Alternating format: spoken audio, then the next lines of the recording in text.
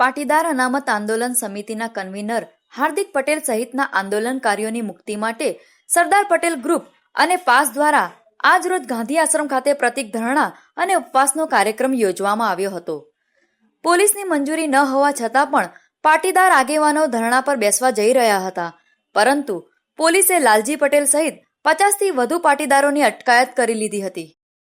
आज हमारा पास और एसपीजी का जो कार्यक्रम था पाटीदार समाज का, वो हमारे जो हार्दिक भाई और 176 पाटीदार भाइयों जो अंदर जेल में बंद है, उनको छुड़ाने के लिए हम गांधी बापू के मार्ग पर गांधी आश्रम पर आंदोलन के 4 दिन से पिछले 4 दिन से हमारे सक्रिय कार्यकर अतुल भाई और सब वो परमिशन लेने के चक्कर लगा रहे थे, लेकिन लास्ट तक उन्होंने परमिशन ली.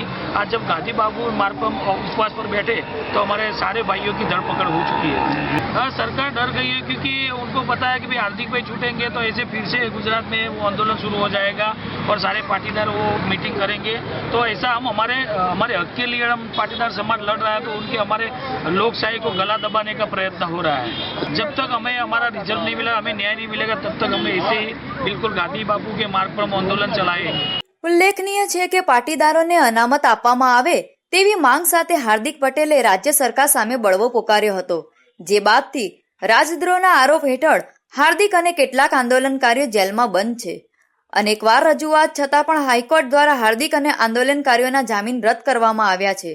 Bureau report, BNN, Ahmedabad.